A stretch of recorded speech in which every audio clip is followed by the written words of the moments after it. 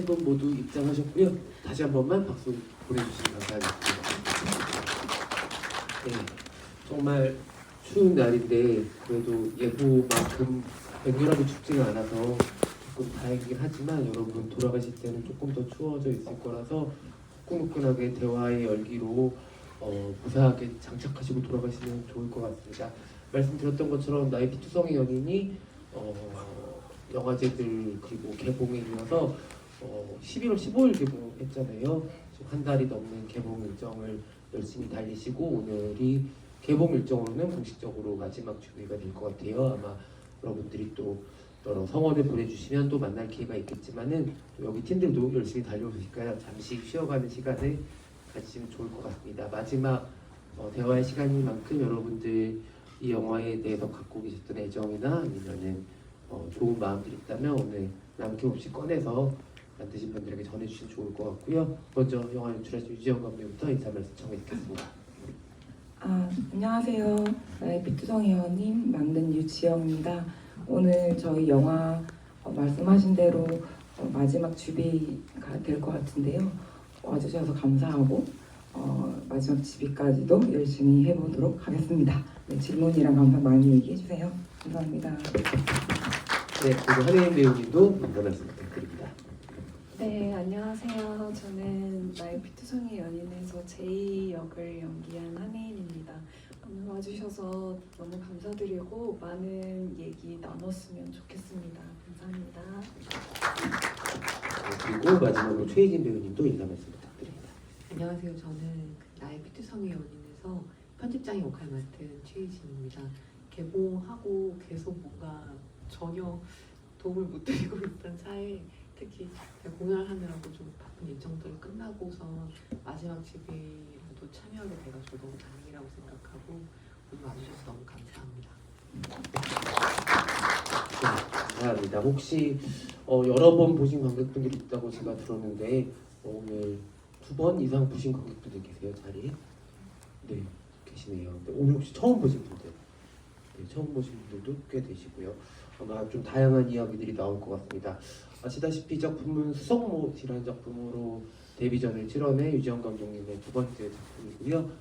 감독님한테는 아마도 정말 치열했던 작업이 아닐까 생각이 드는데 현장에서부터 그리고 개봉까지 쉼없이 달려오셨는데 이제 오늘 마지막 주비라는 타이틀을 붙이게 된 이 자리에서 어떤 마음들이 드시는지 먼저 여쭤보고 싶어요. 소회이군요.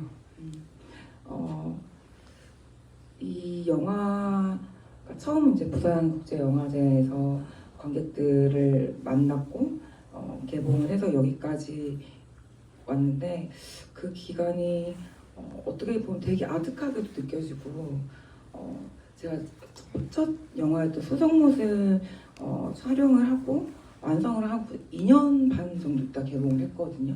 개봉을 못할 수도 있다는 그런 상황에서 이제 2년 반 만에 개봉을 한 건데 이번 영화 같은 경우는 그렇게 영화제 가고 그 다음에 또 다른 영화제 가고 이렇게 스승을 개봉까지 너무 잘 밟아온 것 같아서 고마운 게 제일 큰 것 같아요. 항상 이 여정이 같이 해온 저희 한혜인 배우 항상 집에 다니면서 또 저희 배우사분들 또 늘 와주시는 또 촬영 감독님 저희가 이런 길들을 이렇게 순조롭게 와도 되나 싶을 정도로 이 영화와 함께 좀 해온 것 같아서 조금 약간 겁도 나요. 이게 이제 끝나는 느낌이잖아요. 이제 스크린으로 더 이상 한동안은 아니면 뭐 재개봉하지 않는 한 볼 수 없기 때문에 조금 이 모든 순조로움이 끝나고 나를 기다리고 있는 건 뭘까 이런 생각이 들 정도로 저한테는 참 좋은 영화였고 좋은 경험을 해주게 한 것 같습니다. 네. 어떻게 보면 영화의 마지막이 주인공 제이가 다음 장을 열어가는 데서 끝나잖아요. 감독님도 아마 그런 순간에 오늘 또 맞이하게 되시지 않을까 생각이 듭니다. 되게 쉬운 일이 아닌데 그 러닝 타임이 일단 길잖아요. 2시간 반이 넘는 러닝 타임인데 나이피 투성이 연인이 그 어렵다는 1만 관객을 돌파를 했다고 합니다. 축하의 박수 한번 부탁드립니다. 이제 여러분들도 오늘 처음 보신 분들도 너무 느끼셨겠지만 이게 2시간 반 같지가 않아요. 한 1시간 40분 정도 된 것 같나 싶으면 2시간 20분 정도 지나 있더라고요. 그만큼 좀 몰입이 잘 되는 이야기고 한번 이 이야기에 말려들면 거기서 좀 나오기가 힘들 정도로 흡입력 있는 이야기여서 관객분들도 아마 체감상 러닝타임이 훨씬 짧지 않았을까라는 생각이 들기도 합니다. 이 영화의 중심에 아주 단단하게 서 있어서 많은 분들이 이야기해 주시는 한국 영화에서 최근에 본 캐릭터 중에 가장 신선했고 또 가장 신선한 캐릭터를 아주 본인의 개성으로 신선하게 세공을 한 연기를 보여줬다는 말씀을 듣고 있는 우리 한혜인 배우님도 이 작품에 대해서 애정이 자기 얘기 아닌 줄 알았어요. 이 작품에 대해서 애정이 좀 남다르실 것 같아요. 나이피트 청년의 제의를 또 잠깐 떠나보내면서 어떤 마음들 드시는지 여쭤보고 싶습니다.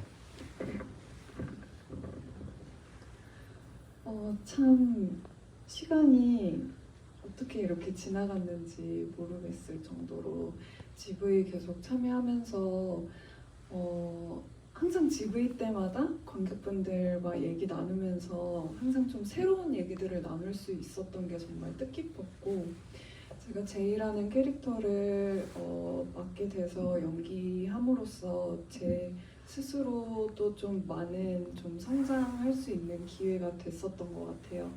좀 어떤 캐릭터적으로도 내가 앞으로 어떤 캐릭터를 임하게 될 때 물론 저는 선택받아야만 할 수 있는 입장이긴 하지만 제가 하고 싶은 캐릭터라든지 마음을 더 낼 수 있는 캐릭터의 범위 자체가 좀 이 캐릭터를 하면서 조금 더 확장된 느낌이라고 할까요? 좀 이 여성 인물이 어떻게 보이든지 간에 어떤 틀 안에 규정되어 있지 않은 캐릭터들을 많이 만나보고 싶다라는 좀 생각이 가장 커졌던 것 같아요. 그런 의미에서 저는 이 영화를 함께 함으로써 좀 많은 응원을 받은 느낌이고 앞으로도 되게 기억에 남는 작품이 될 것 같아요. 배우님도 그렇게 원하던 캐릭터와 작품을 만나셨고 덕분에 저희도 한혜인 배우님을 통해서 만나게 된 것 같아서 감사하다는 말씀을 또 드리고 싶습니다.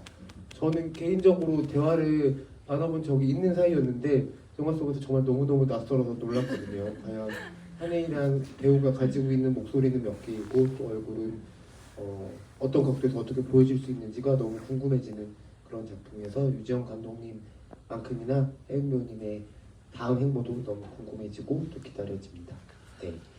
여기 또 최희진 배우님 팬들도 많으실 텐데 저도 무척 팬이고 희진 배우님이 작품에 등장하시면 주는 안정감이라는 게 있어요. 그 안정감은 뭐랄까 굉장히 잘 나한테 딱 맞춰서 만들어진 조제약 같은 느낌이라서 최희진 배우님 목소리를 듣고 연기가 시작되면은 굉장히 편안하게 안심할 수가 있거든요. 근데 이 작품의 원래 제목은 여러분들도 아시겠지만 벌스라는 제목이었어요. 탄생, 태어남이라는 영문 제목이었고 어떻게 보면 오늘 이렇게 또 이런 구성으로 게스트를 모셔서 그렇지만 아이 한 생명의 탄생이기도 하지만 이 영화에서 굉장히 중요한 한 작품의 탄생에 관한 이야기이기도 해요.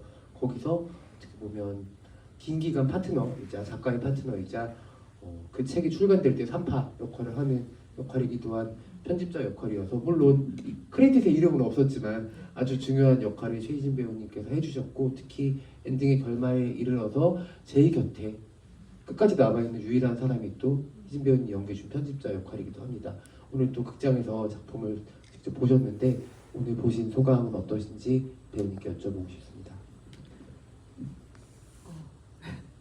부산 국제영화제 때 보고 그리고 이제 보내주신 스크린으로 한번 보고 세 번째를 봤는데 볼 때마다 제가 생각이 좀 달라져가지고 그냥 스스로가 좀 내가 좀 나이가 들은 건가 이런 생각도 들기도 하고 여러 가지 생각이 들었는데 처음에 대본 받았을 때 좀 너무 충격적이었어요. 시나리오 처음 읽었을 때 이렇게 뭔가 차가우면서도 너무 날카로워서 이게 영화화 될 수 있을까? 그리고 이 이야기를 어떻게 이렇게 쓸 수 있지라는 마음이 들었고 또 같이 작업하게 되면서 이렇게 실제로 배우분들이 연기하시는 걸 봤을 때 사실 많이 옆에서 위로가 되고 지지가 되는 역할이었나라는 생각이 오늘 보면서는 좀 들었던 것 같아요. 어쩔 수 없이 좀 냉정한 시선으로도 객관적인 얘기를 해주는 인물이기도 했고, 그래서 그런 생각도 들었는데 오늘 극장에서 보면서는 저 두 배우분이 이걸 진짜 몸으로 실제로 체화하시면서 연기를 하는데 두 분은 괜찮으셨을까라는 생각이 들기도 했고, 그 유정 역할이었나요? 그 선배님의 연기를 보면서 저도 되게 많이 위로를 얻기도 했고, 순간순간 컷컷마다 볼 때마다 좀 다른 것들이 얘기를 들려주는 영화라는 생각이 들었던 것 같아요. 저도 뭔가 좀 연기적으로 좀 더 좀 새로운 시도들이 필요한 시기가 아닐까라는 생각이 들기도 하고, 약간 또 아무튼 여러 가지 생각이 드는 시간이었던 것 같습니다. 네. 하지만 이진 배우님 올해 굉장히 큰 연기적인 시도를 하셨잖아요. 네? 저는 페뷸러스를 봤습니다. 근데 혹시 못 보신 분들이 있다면 최혜진 배우님이 이런 편집자가 아니라 패션지 편집장으로 등장하시는 넷플릭스 시리즈 페뷸러스를 보시면 어마어마한 시도를 하셨다는, 그걸 또 잊고서 올 한 해를 보내시려고 하시는 것 같은데 여기에 본 눈이 있으니까는 올해 정말 저도 10여 년간 최혜진 배우님 작품을 봤지만 이런 역할 처음 봤기 때문에 못 보신 분들 크리스마스 맞아서 한번 보시면 좋을 것 같습니다. 등장은 30분이 지나도 누군지 알 수가 없어요. 그래서 깜짝 놀라면서 그렇게 되는 작품이 있다는 것을 말씀드리고 싶습니다. 제가 잠깐 말씀을 드렸지만 제목이 바뀌었어요, 감독님. 사실 벌스라는 제목도 굉장히 강렬하다고 생각했는데 나의 피투성이 연인은 또 정기경 작가의 소설 제목이기도 해요. 오늘 또 그 소설책 한 권과 나의 피투성이 연인의 없어서는 안 될 아이템이죠. 병따개를 선물로 관객분들께 드린다고 해요. 근데 생각해보면은 병따개를 먹는 수는 하나도 없던 것 같은데 병따개를 오늘 준비해 주셨더라고요. 그쵸?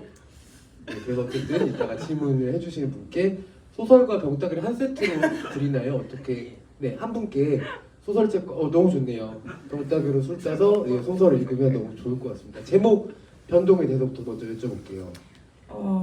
벌스라는 제목은 사실 여전히 또 지금 나의 피투성이 연인으로 개봉을 했지만 또 하나의 제목이라고 생각을 하고 있고요.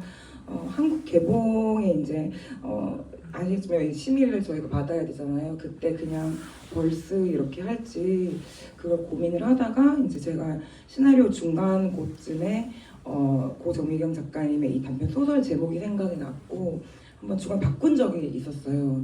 그러다가 다시 이제 완고가 됐을 때는 벌스가 시나리오로 나왔는데 그 생각이 나서 이제 저희 배급사 대표님이랑 의논을 하고 너무 어울리는 것 같다고 생각을 했고 저 처음에는 조금 이 영화가 너무 오랫동안 벌스라는 제목을 달고 있어서 약간 나의 피투성이 연인이라는 그 어감이 조금 어색하더라고요.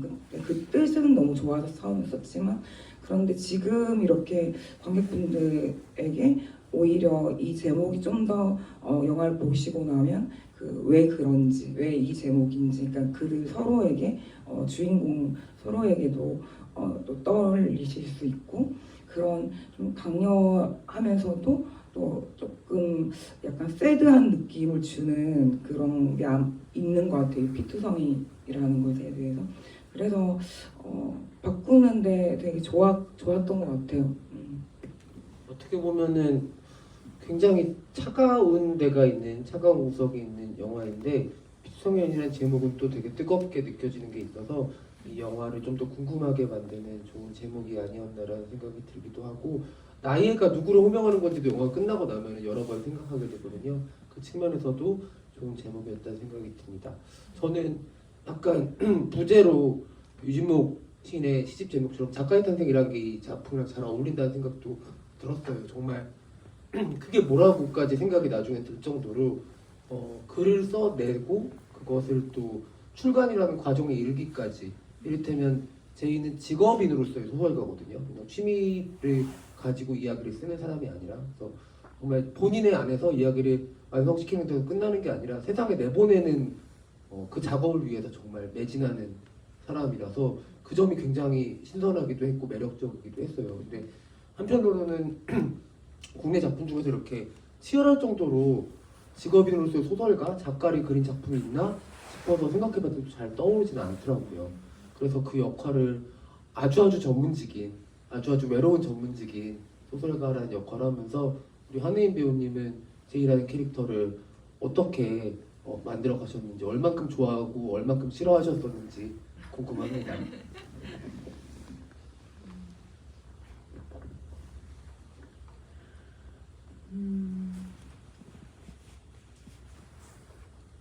제가 작가라는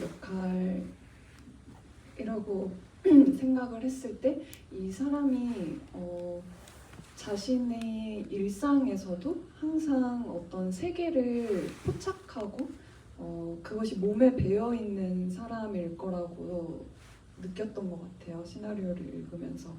그래서 제이라는 인물을 구축해 나갈 때 이 사람이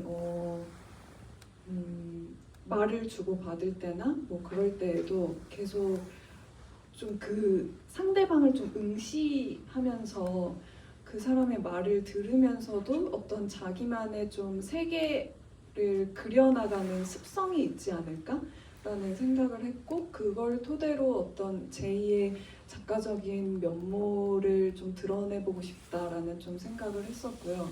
그리고 어떤 몰입이라는 것, 이 사람이 얼마나 좀 몰입에 갈증이 있는지 그 부분에 대해서는 좀 많은 이 창작 활동을 하는 사람들은 좀 다 그런 감정을 느끼지 않을까 싶은데, 거기에 더 초점을 맞춰서 그 부분에 이 사람의 좀 광기가 좀 드러나지 않을까 해서 거기에 되게 에너지를 많이 맞췄던 것 같아요. 그리고 외적으로는 이 사람이 가지고 있는 어떤 말이나 이런 것들에서도 좀 이 사람만의 좀 개성이 드러날 수 있는 방법들을 찾아 나갔던 것 같고, 그 중에 하나가 목소리였던 것 같은데, 좀 되게 저번에도 한번 말씀드렸었는데, 그래서 작가님들 인터뷰도 많이 참고를 하긴 했었는데, 좀 한강 작가님 인터뷰를 보면서 좀 거기서 좀 영감을 받아가지고 좀 되게 여리여리 하시잖아요. 목도 마르시고 약간 그런 부분에서도 제이랑 조금 비슷한 결이 있을 수 있을 거라고 생각했고, 되게 힘없어 보이고 되게 나긋나긋하게 엄청 작은 목소리로 얘기를 하시는데 그 안에 박혀있는 자신의 신념이라든지 사고, 그리고 생각하는 것들, 감정 이런 것들이 다 느껴지는 것이 저런 식으로 제이를 구축해 나가도 괜찮겠다 싶어서 좀 그런 것들로 좀 세밀하게 좀 제이라는 인물을 만들어 나가보고 싶었던 것 같아요. 제이의 어떤 점이 가장 좋았고 어떤 점이 가장 싫으셨어요? 제이가 이게 똑같은 부분에서 좋고 싫었던 것 같아요. 제이가 어쨌든 좀 이기적으로 보일 수 있지만 자기의 욕망이나 두려움이나 이런 것들을 굉장히 솔직하게 뱉어내는 부분이 있잖아요. 그런 부분에서 좀 대리만족을 하기도 했던 것 같고요. 근데 또 그런 부분에서 이 부분 제이로서 생각을 하게 될 때 본인도 그런 면이 좀 스스로도 힘들 것 같은 거예요. 그래서 그 부분이 좀 좋고 싫고 약간 제이의 장단점이라고 느꼈던 것 같아요. 이 작품이 되게 문학에서 어느 정도 약간의 영감도 받으셨을 테고, 책 제목도 중간에 감독님한테 들어왔다가 나왔다가 다시 들어온 것처럼 여러 부분이 되게 문학적이에요. 특히 한국 문학을 좋아하는 관객들이라면은 여러 군데에서 또 그런 부분들을 캐치할 수가 있을 텐데, 지금 혜인 배우님이 본인의 캐릭터 제이라는 캐릭터에 대해서 이야기해 주신 그 부분은 백은선 시인님의 산문집인 나는 내가 좋고 싫고 이상하고랑 너무 닮아 있어서 그런 생각이 또 들기도 합니다. 그 최희진 배우님이 연기하신 편집자는 작가에게는 그 사람을 천국으로도 보내줬다가 일순간에 지옥으로 떨어뜨리는 약간 재판관이기도 하고 카운셀러이기도 한 역할이에요. 근데 그 톤은 늘 일정하잖아요. 약간 이 제이가 사실은 이 파국에 질주를 시작하게 된 거는 번째 책 출간에서 멈추지 않고 차기작을 건네는 편집자의 말 한마디로 시작돼서 저는 생각을 하거든요. 너무 빠르게 희망을 던져주었기 때문에 그게 저는 제2의 뱃속에 있는 아기랑 동시에 태동됐다고 생각을 해요. 거기서 제2는 선택을 하게 된 거고 더 마음이 끌리는 쪽, 더 욕망이 향하는 쪽을 선택하게 된 거라서 어떻게 보면 저는 그 벌스라는 책에 남편이라고 생각을 하거든요. 편집자님을 주신 거예요. 그 책에 태어날 수 있게 희망을.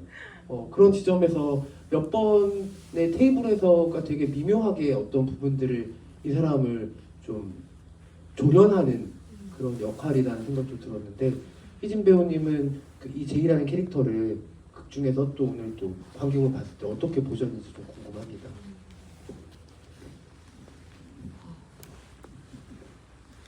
그러니까 그게 그 이기적이라는 말을 많이들 서로 사용하잖아요.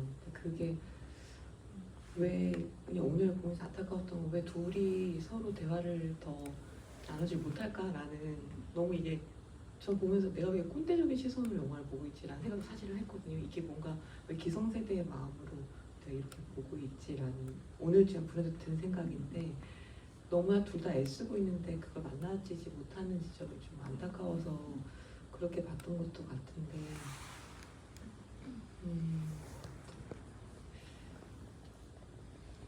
질문이 뭐셨죠? 제이가 어떻게 느꼈는지, 제이를 어떻게 느꼈는지 편집자 입장에서.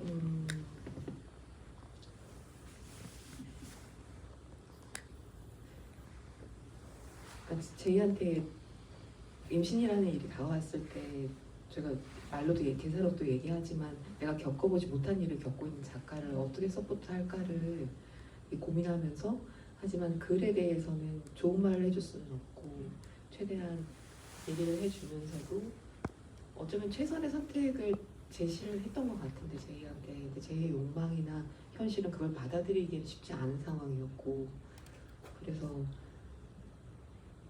결국에 작품이 나오기는 했지만 그 사이 겪었던 일이 작가로서 과연 이게 어떤 영향이었을까는 물론 이제 마지막에 제이는 밝은 얼굴을 하고는 있지만 그 사이에 어떤 시간을 보냈을지 그리고 앞으로 글을 써나가면서 어떤 일을 겪게 될지는 사실 모르는 일이잖아요.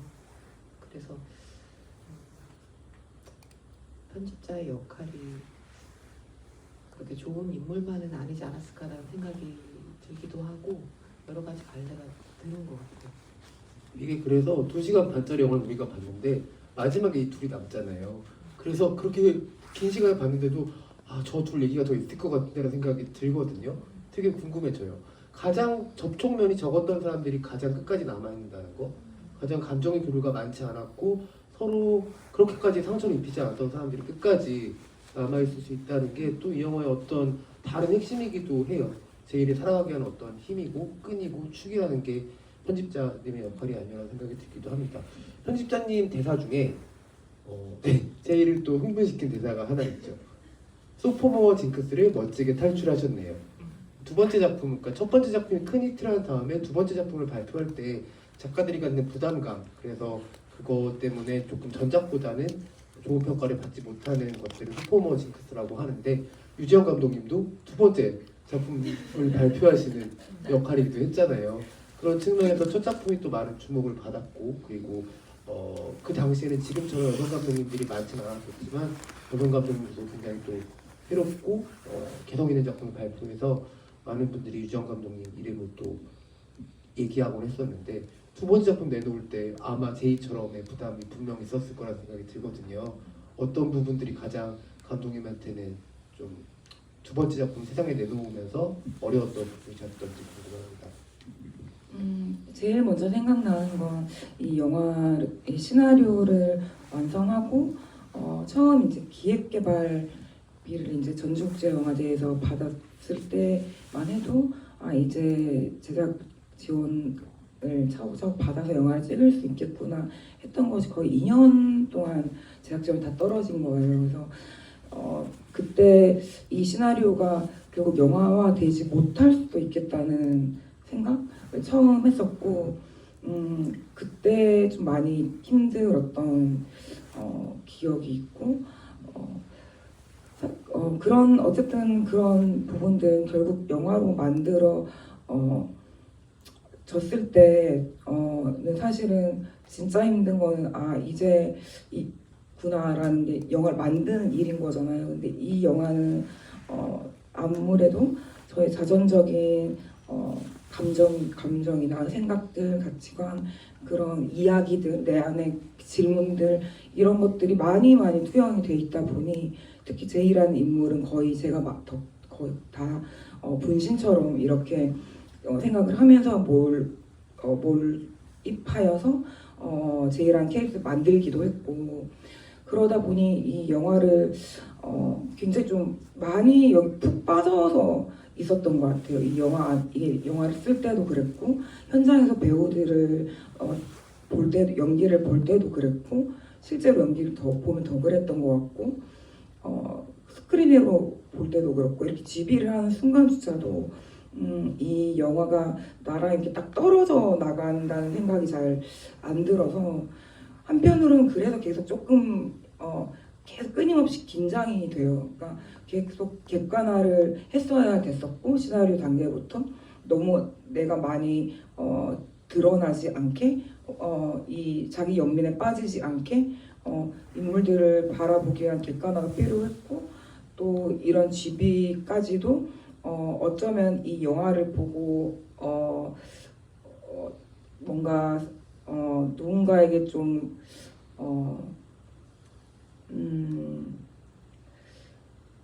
무례한 수도 있는 부분이 있는 사적인 또 이야기도 있다 보니 그래서 계속해서 이걸 좀 조심하는 영화가 되어버린 것 같아요. 저한테는 물론 이게 뭐 나쁜 의미는 아니고 계속 몰입하고 또 뭐 밀어내고 몰입하고 이거 밀어내는 약간 그런 느낌인 것 같습니다.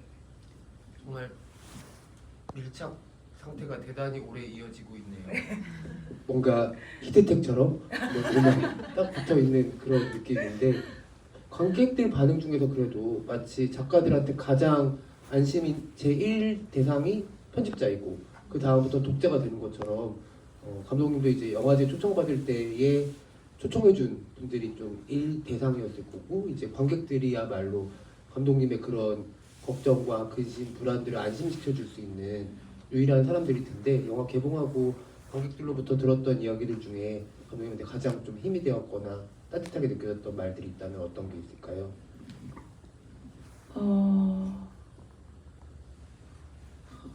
관객분들에게 늘 너무 감사한 이야기만 들어서 하나를 꼽을 수 있을까? 뭉뚱그려서 어제가 기억이 나는데 어제 주비할 때 어머님이랑 따님이 같이 오셨어요. 두 분이 김포에서 이 영화를 보려고 오셨대요.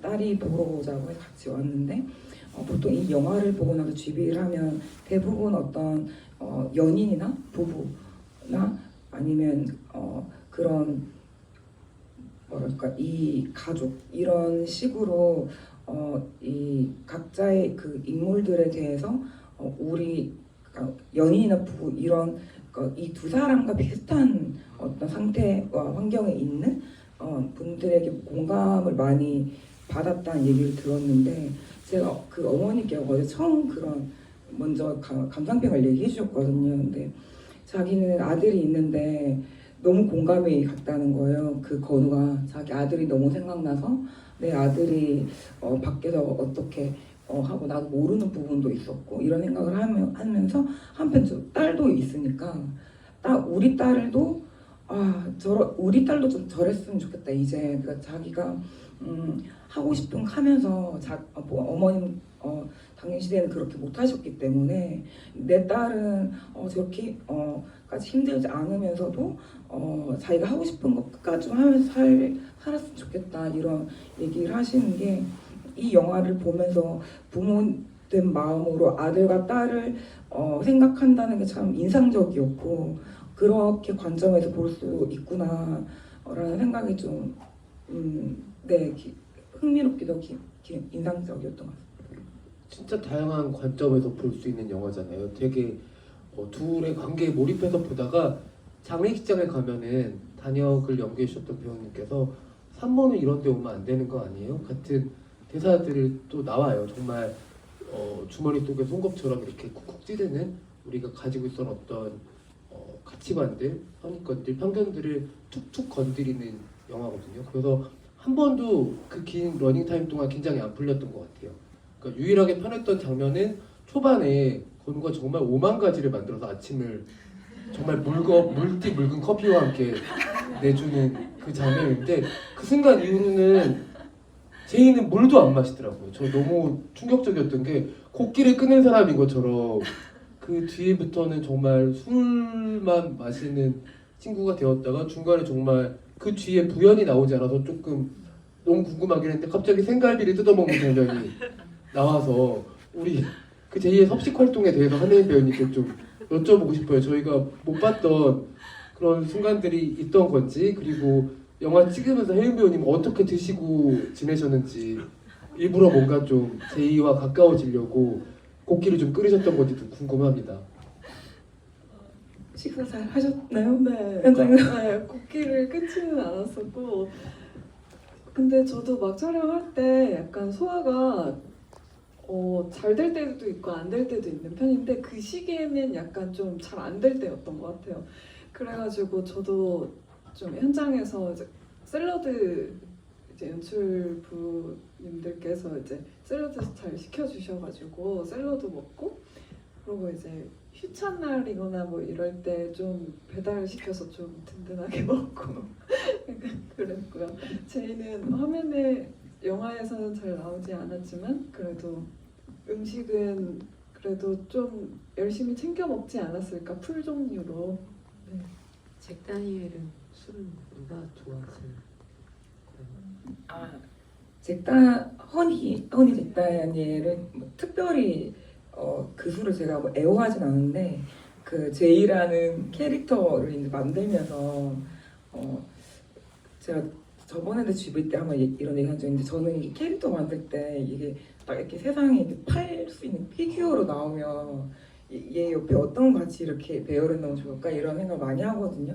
근데 그때 이제 그 잭 다니엘 술이 위스키인데 되게 달콤하잖아요. 근데 그게 딱 제이 할 때 떠올랐던 것 같아요. 그 술이. 그래서 그 술을 고민 없이 그냥 선택했던 것 같아요.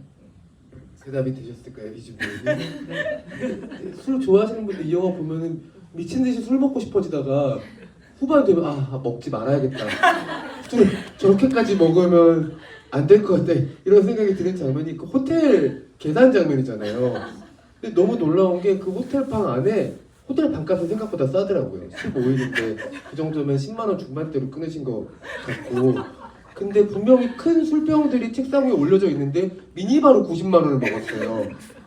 이 여성은 도대체 어떠한 술을 먹고 사는 건지 너무 궁금해져서 그리고 재밌는 건 또 약간 의식처럼 조개 껍데기 위에다가 다이소 초를 하나씩 올려놓고서 피우잖아요.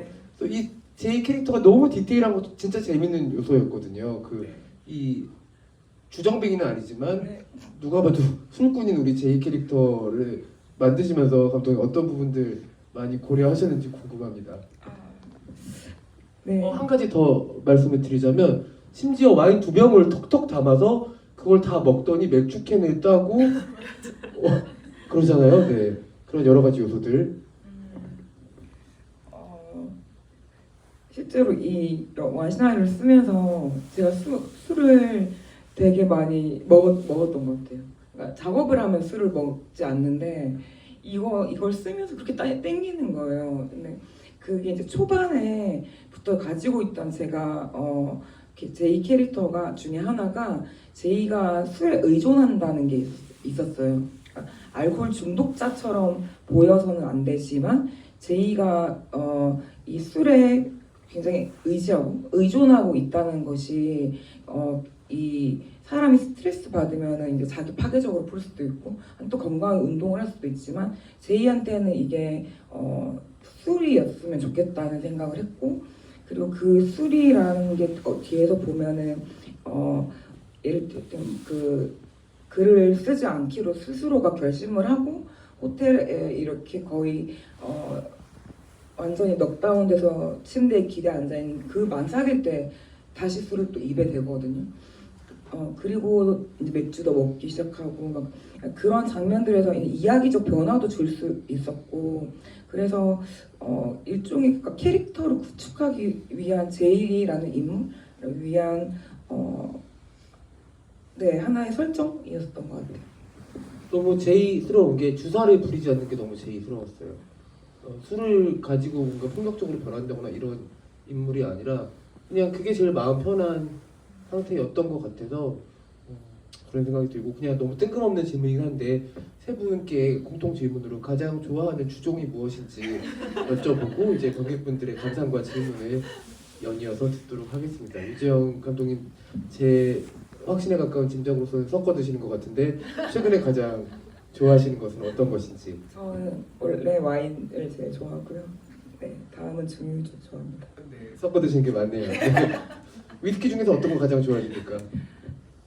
버번 위스키 중에 다 좋아하는 것 같은데 몽키. 알겠습니다. 한혜연 배우님. 저는 사실 주종을 잘 몰라요. 그러니까 잘 그 특색을 잘 모르고 한창 많이 마실 때는 그냥 돈 되는 거 먹고 사람들이랑 이제 어울릴 때 사람들 마시는 거 먹고 약간 이런 식으로 먹어와서 제 취향이 정확히 뭔지도 모르지만은 그래도 마셨을 때 제일 좋았던 거는 위스키 종류나 보드카 종류가 제일 잘 맞았던 것 같아요. 그리고 위스키는 좀 이렇게 씁쓸하면서도 약간 진한 맛이 있잖아요. 그게 좋더라고요. 눈빛이 반짝이는 게 너무 위험한.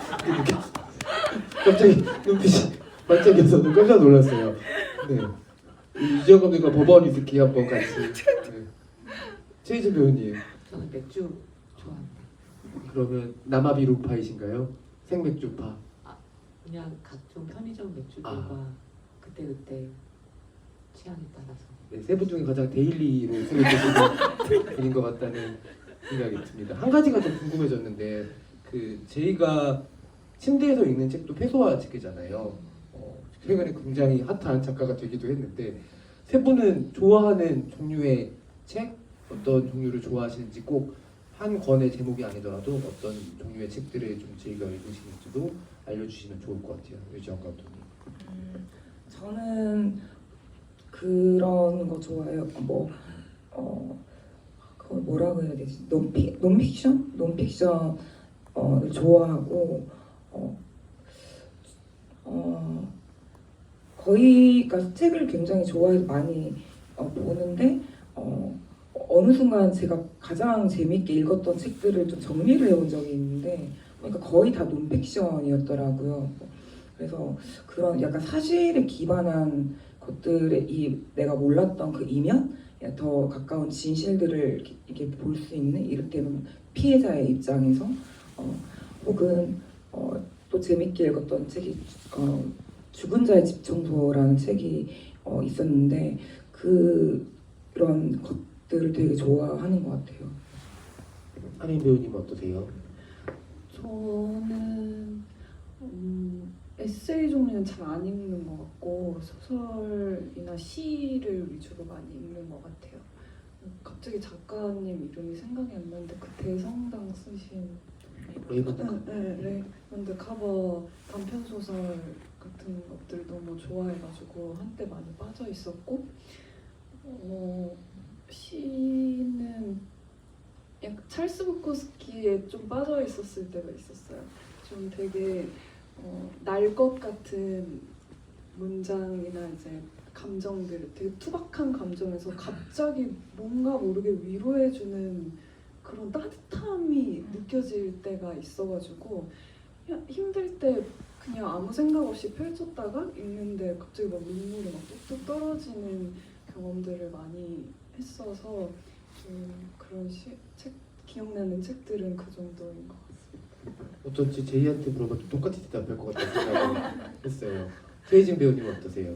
저는 책을 부끄럽게도 많이 읽질 않아가지고 요즘은 그 1년 후에 여자의 문장만을 읽기를 결심했다라는 독후감 책인데 그거를 이제 읽어보고 싶다라는 생각으로 한 책도씩 읽고 있는데요. 거기 나온 책들을 읽어보고 싶다고 마음은 들지만 주로 공연 대본을 보고 있는 것 같아요.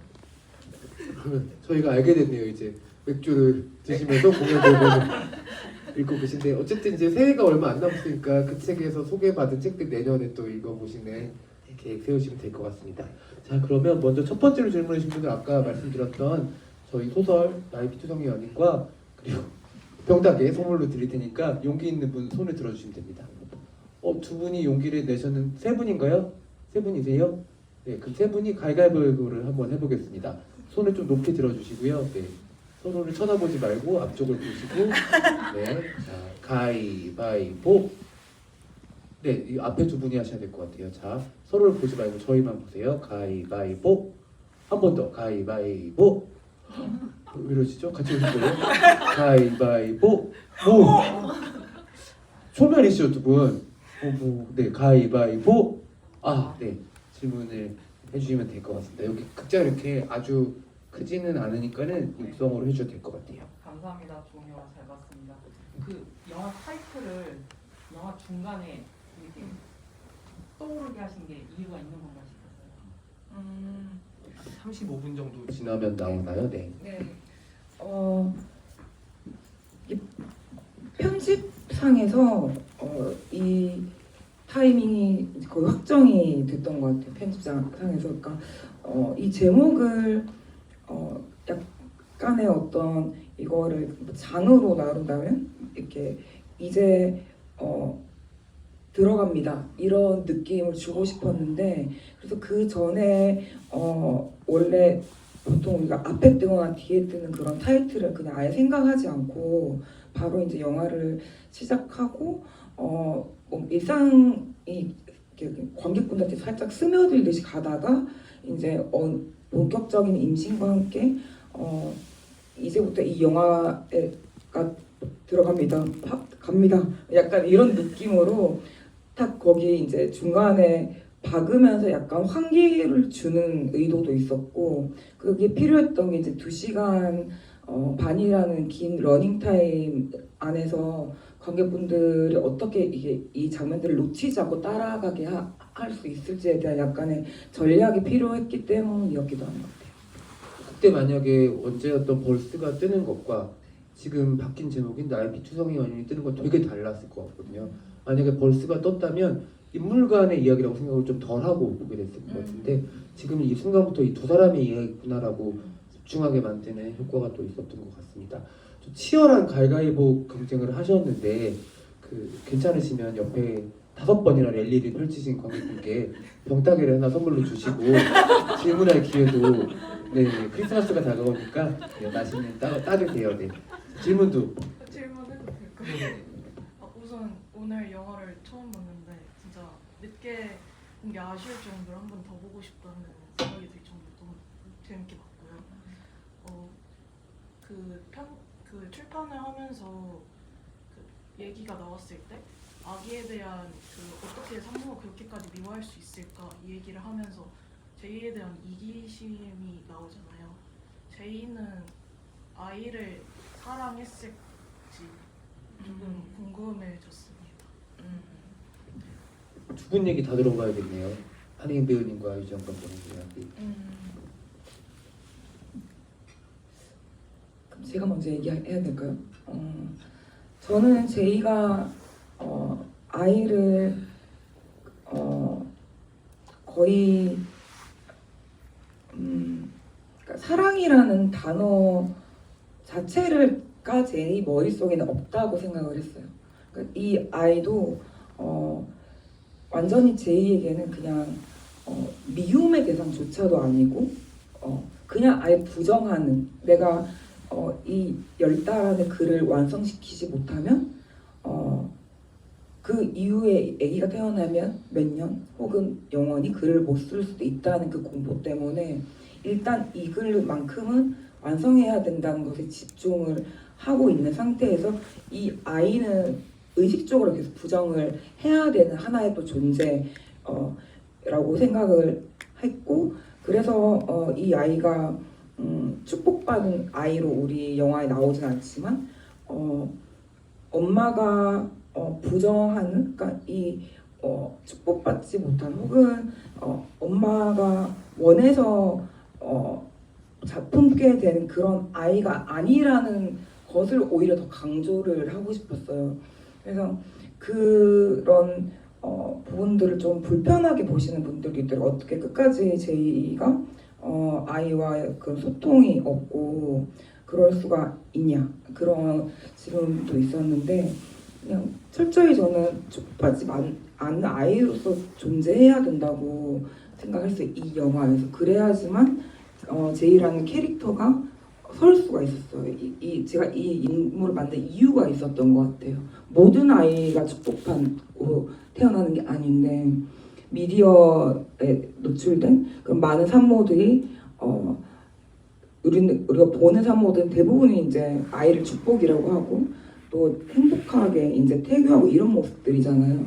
제이는 그런 여성이 아니고 그런 상황에 놓여 있지 않기 때문에 그걸 좀 강조를 했던 것 같아요. 한혜인 배우님 이야기 또 들어보겠습니다. 최근에 책들을 읽으면서 인간의 감정이 사실은 두 가지래요. 사랑 아니면 두려움이래요. 그래서 근데 저는 인간의 본성 자체는 사랑이라고 생각을 하고 있고 그거를 믿으면서 사는 사람이기는 한데 그 두려움이 너무 커졌을 때는 그 사랑을 바라볼 겨를도 없고 사랑을 어떻게 쳐다봐야 하는지도 모르고 사랑이 아예 존재하지 않는다고 느끼면서 사는 것 같거든요. 저는 제이가 그런 상태였다고 생각하고 감독님께서 말씀하신 것처럼 제이의 그 두려움에는 그런 작가적인 상황이나 뭐 이런 것들 모든 것들이 있었지만 제이가 인간적으로 존재론적으로도 가지고 있는 두려움이 있었을 테고 그 모든 것들이 포함돼서 이 아이한테 제이가 가지고 있던 원초적인 불안함과 두려움이 모두 이입돼가지고 완전히 부정할 수밖에 없는 상태였던 것 같아요. 그 아이라는 존재에 대해서 이 아이의 그래서 성별도 저는 듣고 싶어 하지 않았던 게 이 아이를 내가 미워해서 사랑하지 않아서라는 마음보다는 이 아이의 존재 자체를 내가 인정하는 순간 너무 무서울 것 같아서 그래서 계속 그거를 피하는 감정이라고 느꼈거든요. 그래서 제이가 근데 저는 되게 용기 있다고 생각했던 게 본인이 아이에 대해서 그런 감정을 느끼는 것에 대해서 내가 이러면 안 되는데 내가 인간으로서 이러면 안 되는데 약간 죄책감에 막 엄청 시달린다거나 이러기보다 오히려 그 감정을 똑바로 직시하고 드러냄으로써 그 글 작업을 아이를 원하지 않는 엄마에 대한 이야기를 쓸 수 있었다고 생각하거든요. 그래서 저는 그런 부분에서 제이가 되게 용기 있다고 생각했고 또 그런 면에서 이 세상을 살아가고 있는 다양한 여성들의 한 부분을 비춰줄 수 있었던 것 같아서 좋았습니다. 감독님이 이 영화와 분리되지 못하는 상태인 것처럼 혜인 배우님도 제이랑 정말 아직도 한 몸인 것 같고 감독님 정말 귀한 배우를 만나셨네요. 이렇게까지 귀하디 귀합니다. 네, 캐릭터를 뼛속까지 파고드는 좀 가끔 놀래요. 그러니까요. 얼마 전에도 이 집이 하는데 한강 작가 인터뷰를 보면서 몸짓 이런 것들을 했다는 얘기를 처음 했거든요. 근데 저도 그랬었거든요. 한강. 근데 이제 배우에게 그걸 얘기한 어떤 모델이 되어버릴 수 있기 때문에 선입견이나 아니면 그 연기를 이게 캐릭터를 구축하는데 방해가 될 수 있어서 저는 말 안 했고 혜인 씨도 이제 그때 엊그제 처음 얘기를 한 건데 그 듣고 깜짝 놀랐고 방금 그 얘기했던 책 그 책도 제가 최근에 읽고 있는 책이랑 똑같은 작가 책이어서 좀 놀랐어요. 예, 가끔 이럴 때 있어요. 네. 좋아하는 옷 브랜드도 비슷해요. 진짜요. 서로 약간 가스라이팅 같은 거. 가로등이 중요한 영화다 보니까 그런 생각이 또 갑자기 드네요. 그 제이한테 아이에 대한 해석을 두 분이 들려주는데 제이가 태어나고 싶게 늘 생각하는 존재는 책이잖아요. 편집자님이 생각하시기에 우리 희진 배우님 보시기에 제이한테 책은 도대체 뭐였길래 저랬을 것 같으세요? 글쎄요. 그건 아마 수많은 작가들 중에서 되게 유난한 작가였을 것 같거든요. 그랬을 것 같아요. 아까 사실 그 질문에 대한 저도 생각을 하고 있었는데 영화 보면서 이제 마지막에 아기의 존재가 드러나잖아요. 그 순간에 자세히 보시진 않지만 머리카락도 자라있는 그 어떤 작은 존재가 비춰졌을 때 순간 저는 그런 생각했었던 것 같아요. 아이도 선택을 한 게 아닐까라는 약간 그래서 좀 그 전까지는 그냥 둘만 생각하고 있다가 그 순간이 지나고 드러났을 때 어쨌든 제 대사 중에도 12주 정도까지는 느끼지도 못한다라고 얘기했지만 그 10달 온전히 채우지 못했지만 그 사이 동안은 그 존재가 느꼈던 것이지 않았을까라는 생각을 오늘치 않게 들었던 거고 제이한테 작품은 그게 어떤 걸지 자기가 스스로 자기가 쓴 글을 내 실력이 점점 나빠지고 있다라고 얘기하는 게 그게 어떤 감각일까를 가만히 생각해 보면 사실 배우로 그 제이를 바꿔봐도 많이 부분이 있다고 생각하거든요. 저도 이제 스스로 이제 나이가 들면서 결혼했지만 아이 낳는 부분은 포기했고 근데 스스로 제가 그렇다고 뭐 연기에 대해서 뭐 엄청나게 나아지고 있는가를 생각해 보면 그건 아니지만 지금 내가 하고 싶은 것이 이것이기 때문에 이렇게 뭐 선택해오는 방향성의 과정인 것 같아요. 그래서 내가 내 존재를 드러내기 위한 것에 내가 지금 이번 생은 이 방법을 선택했는데 조금 더 이거 이 순간에 하고 싶은데 내가 뜻하지 않게 계획되지 않은 무언가가 찾아왔을 때 그걸 내가 받아들이지 못했을 때는 뭐 시간이 지나고 봤을 때는 그걸 후회할 수도 있고 그렇겠지만 지금 제이한테는 그 다른 사람의 말과 어떤 것도 받아들일 수 없이 몸의 변화도 그것조차도 받아들일 수 없는데 과연 글이 그만큼 더 읽기 싫은 무엇이 아니었을까라는 생각이 듭니다. 희진 배우님 말씀대로 작가를 배우로 치환해도 너무 또 공감이 되고 새롭게 이해되는 부분들이 있는 것 같아요. 저희가 시간이 얼마 정도 남았나요? 이제 5분 정도 더 쓸 수 있나요? 네. 그 제일 뒤쪽에 아까 손 들어주면 하고 아래쪽도 네. 얘기할게요. 네, 말씀해 주시면 됩니다.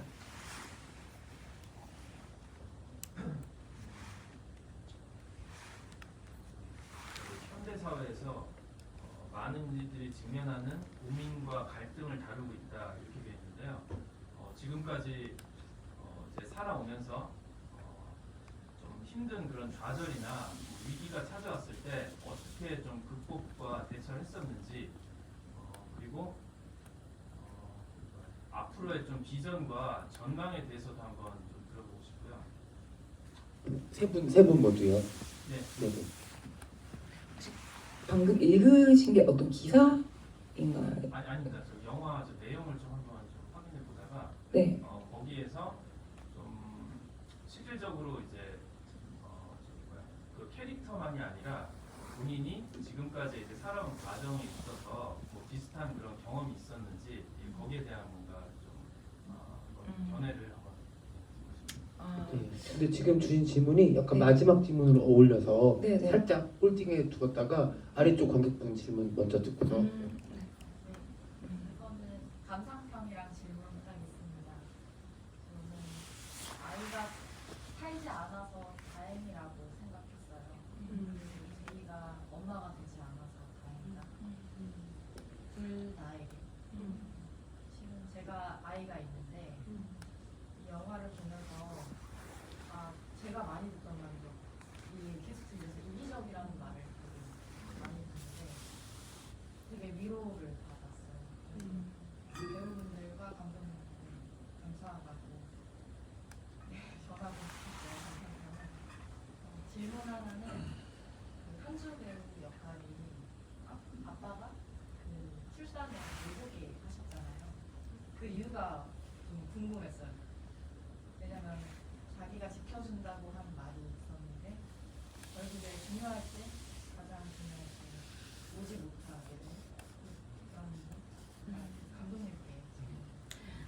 가장 비극적인 클라이막스로 몰아가기 위한 이야기를 쓸 때의 구조에 있었던 정점에 이제 제이는 출산을 하고 있고, 그때 건우는 원장과의 어떤 갈등 상황에서 폭주를 해버리는, 그러느라 이제 제이에게 가지를 못한 건데, 그런 어떤 대비들이 좀 필요했던 것 같아요. 그러니까 처음에 이 두 사람이 되게 이렇게 행복하고 안전한 일상으로 시작을 하잖아요. 그런 이들에게 어디까지 이 둘이 이 임신을 계기로 각자가 하려고 했던 지키려고 했던 목표, 제이에게는 글을 완성하는 것, 건우에게는 어떻게든 분점을 완성해서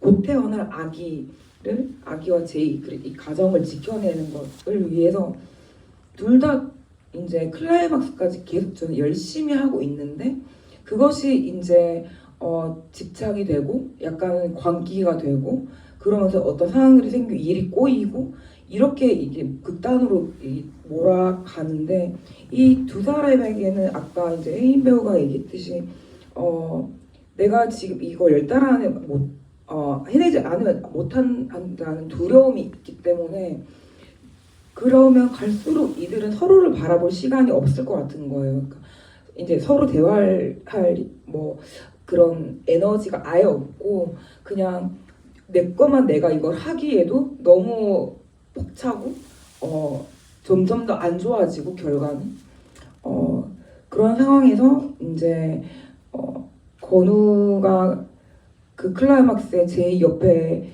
가 있는다는 건 사실 저는 상상을 할 수가 없었던 것 같아요. 이야기를 만들면서, 시나리오를 쓰면서. 결국 이제 제이는 완전히 하얀 곡선을 그리면서 바닥에서 완전히 무너져 버리고, 장례식장 앞에서는. 그리고 건우는 이제 원장에게 그렇게 배신을 당하고 폭력을 쓰고 완전히 이제 상향곡선으로 이제 질주를 해버린 이 둘에게는 접점이 없어야 된다고 생각을 해서, 이 영화는 중후반부로 갈수록 계속 이 평행 구조로 두 사람이 한 화면에 잡히지도 않고 각자 따로 잡히고, 그래서 대화하는 장면들도 없고, 그렇게 의도를 했던 것 같습니다. 생각해보면 제이는 자신이 중요한 사람이고 건우는 타인이 너무 중요했던 사람인 것 같아요. 그 아까 앞선 관객분이 해주신 질문인 어떻게 생애 문제를 극복해 오셨는지와 그리고 앞으로의 계획 말씀하셨던 것 같은데요. 조금 방대한 답변이 될 수가 있어서 가능한 한 좀 정수만 모아서 들려주시면 좋을 것 같은데, 우리 최혜진 배우님 이야기부터 듣겠습니다. 제가 얼마 전에 그 공연 올린 지가 얼마 안 됐는데, 매번 그렇지만 공연이 진짜 좀 아슬아슬하게 올라가거든요. 홍보도 좀 해주세요. 어떤 네, 끝이 작품인지. 나가지고. 끝이 났어요. 네. 끝이 나서 그래서 이 큰일 났다. 사실 배우들이 많이 꾸는 꿈 중에 하나가 대사가 안 외워지는 무대에 올라가거나 아니면 무대에 비해서 되게 생쇼를 하는 그런 꿈을 꿀 때가 있어요. 약간. 근데 정말 실제 그런 상황이 됐다고 제가 느꼈거든요. 근데 이제 분장 해주시는 선생님한테 정말 큰일 났어요 했더니 그럼 실패해요 다 이렇게 말씀하시더라고요. 그래서 네 이러면서 그래서 실패해도 된다라는 마음으로 좀 그렇게 위기를 좀 나름은 극복해 오고 앞으로도 좀 그렇게 해나가지 않을까라는 생각이 듭니다.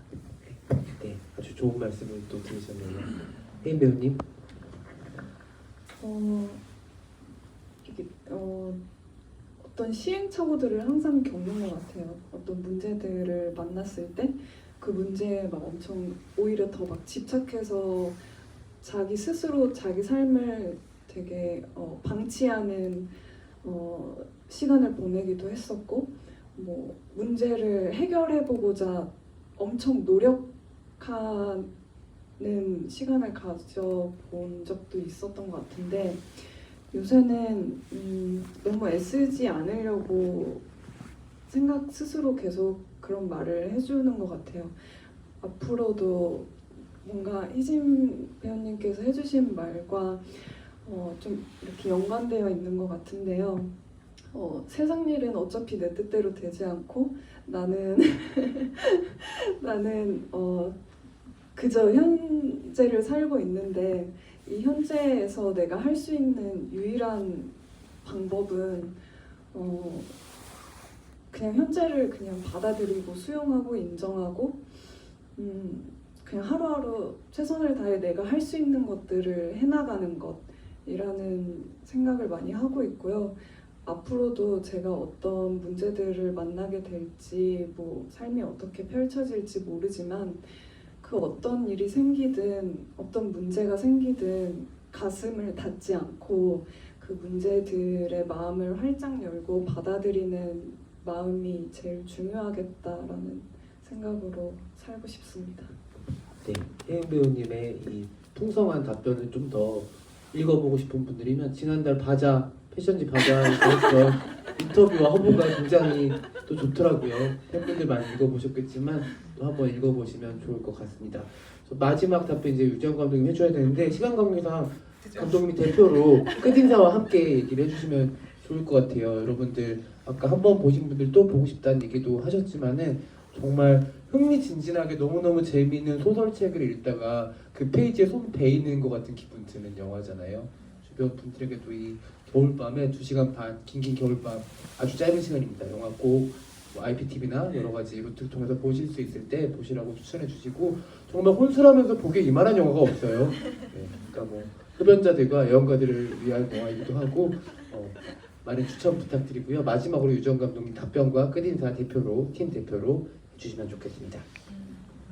일단 어떤 힘든 상황에 부딪혔을 때 저는 어느 순간부터 그걸 극복하지 않으려고 했던 것 같아요. 그러니까 제가 우리를 있게 만들 거라고 그러니까 울 수 있을 때 우는 게 오히려 나를 더 오래 기억하는 거라고 저는 그 생각을 힘들 때 가끔 나는 것 같아요. 그러니까 고통이나 이런 힘든 상황들 그냥 외면하지 않고 있는 그대로 그냥 쓰나미 확 덮치면 맞듯이 그냥 맞아버리고 거기서 진짜 만신창이가 되든 피투성이가 되든 어떻게든 굴러보고 그리고 제가 일어서는 것도 그 타이밍도 내가 정할 수 있는 게 아니더라고요. 그래서 실컷 그렇게 울어보면 다시 선다는 느낌이 들고 그게 아마 저의 극복이 된 게 아닐까 생각이 들고 마지막 이 GV를 참 하면서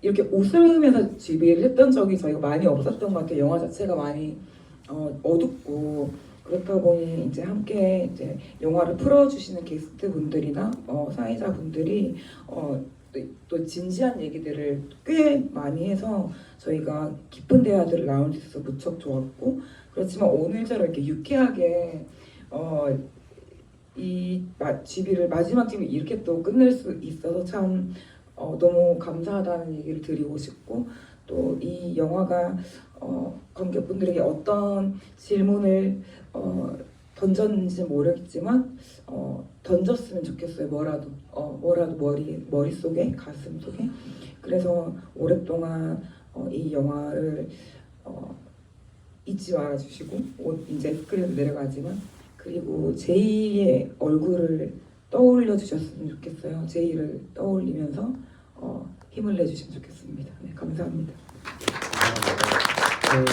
이른 시간까지 함께해 주시고 이야기 경청해 주셔서 감사드리고요. 오늘 정말 속에 있는 이야기들 마음껏 들려주신 나의 피투성연인 팀 세 분에게 다시 한번 뜨거운 박수 부탁드립니다. 감사합니다.